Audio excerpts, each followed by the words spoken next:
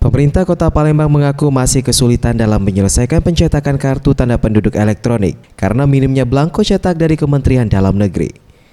Menurut Ali Subri, Kepala Dinas Kependudukan dan Catatan Sipil Kota Palembang yang ditemui Rabu, 7 Oktober 2015 mengatakan, dari total 1.263.499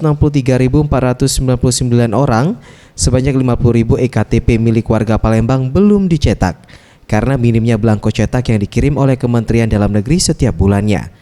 Dikarenakan belangko dikirim secara bergilir dan bertahap ke seluruh provinsi di Indonesia.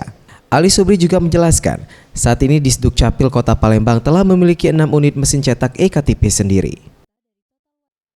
Kota Palembang dalam hal ini instansi pelaksanaan Disduk Capil itu sudah ada alat pencetakan KTP dan baru mendapat tambahan 2 unit printer. Secara keseluruhan saat ini kita punya 6 unit alat untuk mencetak KTP.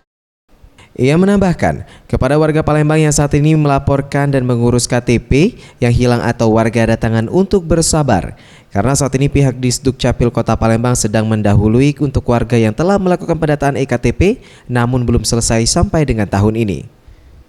Farel Dwi Satria, Rizky Hidayat, Sriwijaya TV.